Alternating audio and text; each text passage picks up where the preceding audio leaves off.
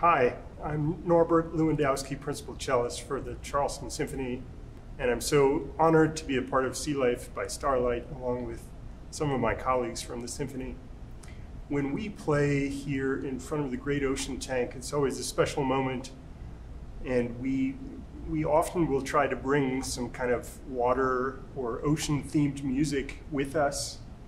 On a previous visit, we played some of Handel's water music, and we had some trumpets and horns that the divers took down into the tank. I got word afterward that our favorite sea turtle, Coretta, was not very happy with those divers with instruments in the tank, so we're going to mix it up today, and we're going to play a piece by Franz Schubert called The Trout.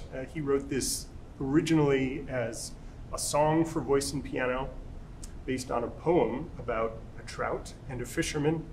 And it was so popular that he was commissioned later to write a larger chamber music piece for strings and piano based on that same song. So now it has the great nickname of the Trout Quintet, and we're gonna play a short portion of that for you guys. Hope you enjoy. Thank you for having us as a part of Sea Life by Starlight.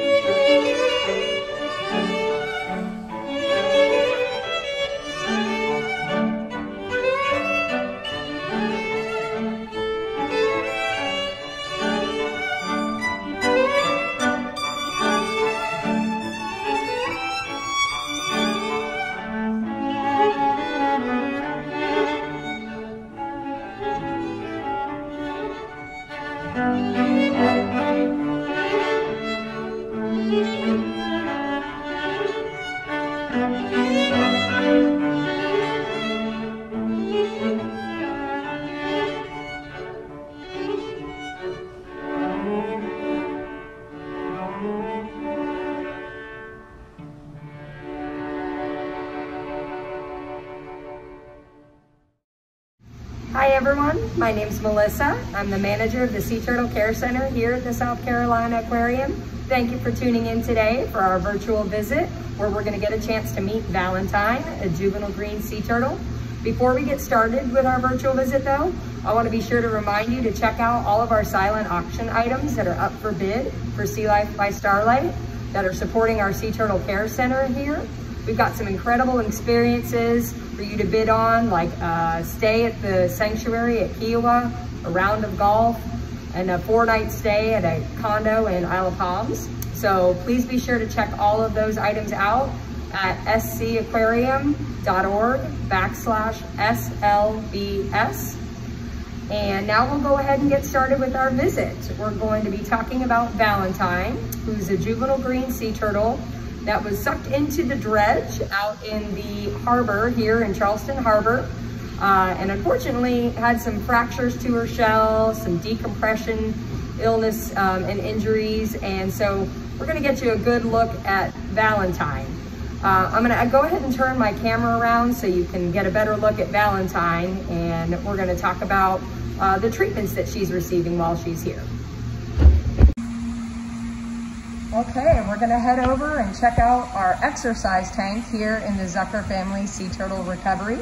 This is where Valentine spends most of her time during rehab, and I'll tell you a little bit about that afterwards. But first, we're gonna check out Valentine, who is out getting some extra sun. So turtles like Valentine, who are juvenile turtles that are still growing, need some extra UV and calcium to help with their bone growth and that calcium absorption. It's really important for turtles like Valentine that also have fractures to their shell that need to heal and continue to grow, that they get that extra UV. Because she's in such a large, deep tank, we can't just put the light right over the tank because it won't penetrate all the way through the water. So we're gonna pull her a couple times a week and give her a little bit of extra time underneath the UV lamp. And that's really important to her, again, to help heal and help grow. And we have a UV meter that we can use to actually test the depth, make sure that we're getting the right amount of UV exposure there. So Valentine came to us, as you guessed, on Valentine's Day. After being brought through a dredge out in the Charleston Harbor, her shell was unfortunately damaged in the process. She also had what we call decompression sickness. So you can imagine when an animal or even a human who might be diving goes from one depth to another too quickly, there's some complications with that. And so Valentine had some small gas bubbles that were built up in her kidneys, some of her other internal organs. So immediately once she came in, we knew that that was one of our biggest concerns. So we set her up for a CT. The CT did show us that we had gas bubbles in some of those organs. So we brought her to a local animal hospital that has a decompression chamber or hyperbaric chamber. And that really helped get some of those smaller nitrogen bubbles out of those internal organs. So we did that, and then we also brought her back here and got her set up in a kind of an oxygen tent with a little bit of extra oxygen into a nice Yeti cooler. And that really helped her over the first couple days get rid of some of that excess nitrogen that was built up in her organs. But again, the bigger concern once that had passed were these fractures. And she looks really good right now, but when she first came in, the fracture that was up right underneath her neck there on the top part of the shell was pretty severe. We noticed that that fracture went into the spine, into the vertebrae. And so we did some x-rays, and we were concerned about those long-term issues that we might have with the spinal trauma. So one of the things that we have done here, we've actually done a couple times, and recently, just a few days ago, was another myelogram that Valentine was given in order to help diagnose the damage and the issue that was going on in that spinal cord. So a myelogram is basically a diagnostic imaging technique where you inject a contrast agent into the spinal canal. We do that right over the tail on the sea turtle there.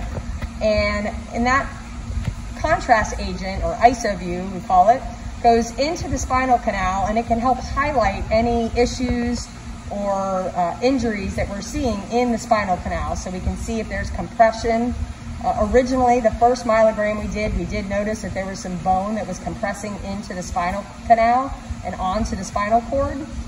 Surgery was performed to kind of debride that dead bone and get that cleaned out. And so that was really important. Those first early steps was getting that dead bone that was compressing on the spinal canal out of there. You might notice that Valentine is missing one of her rear flippers, the right rear flipper. Initially, when we first had her in water, she wasn't using that other back left flipper very well. Then we started to notice that her buoyancy started to shift a little bit. She wasn't using the right front flipper very well either at times. She was floating right side down, left side up. We had to adjust the depth of her water to try to make it comfortable for her. We did some more x-rays, and at that point we noticed that the right lung was not fully inflating. So that was a huge concern for us, and that seemed to be kind of a neurological issue that was resulting from the spinal injury. So that really gave us concern that Valentine might not be able to be released if she couldn't adjust her buoyancy properly. So we eventually started to increase the depth very slowly to her tank, and she was able to start to balance out a little bit more. Once she got to a full tank and was at that point, she was able to navigate around the pool, eat, get to her food. She didn't float, but she did have some issues maintaining her buoyancy still. So that's why we did this most recent myelogram to see, and we were really pleased to see that the right lung is already reinflated to maybe about 85% of the current left lung volume. And we're not seeing huge issues with that spinal cord. Since her buoyancy was improving in the smaller tank, we decided to bring her up to recovery and try her out in the larger exercise tank. Now she's actually finished with her sunning, and we're going to go ahead and get her moved into that exercise tank so we can show you a little bit about that process. We've got Nicole here who's going to help get Valentine into her tank.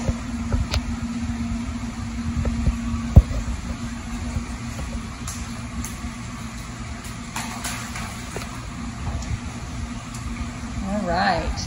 So the great thing about this tank, not only is it large and deep, so it gives us the ability to monitor their buoyancy, but the reason we call it our exercise tank is that you're going to notice there's some jets in the tank.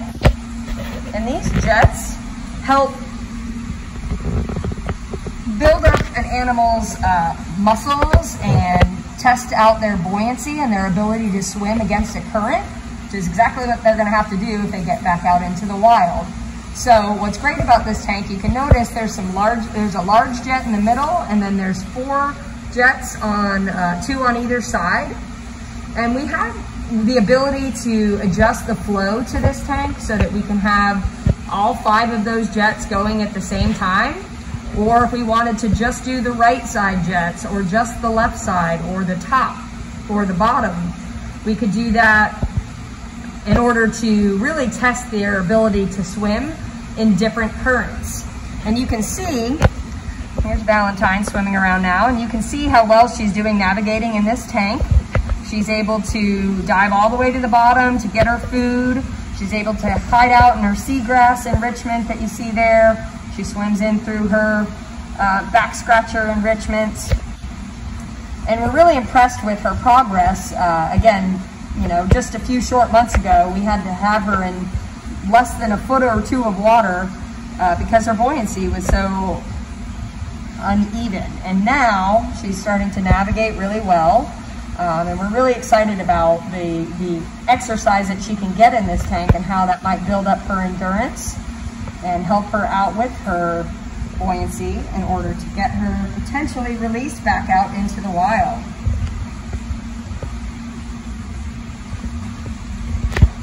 So we're going to go ahead and throw in a little bit of vegetation for Valentine.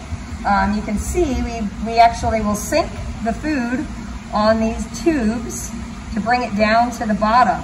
And that's a natural feeding technique for an animal like this, to be grazing off the grass, on the seagrass on the bottom of the ocean floor. So it's really important for us to kind of keep things as natural as we can for them, so that when they are returned back to the wild, they go back to those natural instincts. And so that's one of the reasons that we like to sink their food to the bottom. You can see Valentine's eating some zucchini, some lettuce, some squash. They eat bell peppers, all kinds of different vegetation that we can give them to mimic natural seagrass and vegetation they would get out in the wild. They also get fish, different types of fish that we give here, and that helps with their protein levels. A lot of the turtles that come in are very thin and still need to gain weight and build up some endurance and some muscle while they're here during rehab. So we're dropping in some fish right now. Looks like she's getting some mackerel. Yep, she found it, so she's gonna go right for that. But you can see she's got the ability to dive down to the bottom and find her food. She's swimming and in the water column, able to navigate and target her food really well. So we're excited with her progress and really hopeful that she'll continue to heal and progress throughout her rehab here. We want to thank you so much for tuning in and remind you again to check out the silent auction items there at our website and help continue to support the Sea Turtle Care Center here at the South Carolina Aquarium. So from Valentine and all of us here, thank you so much for tuning in. Have a great day.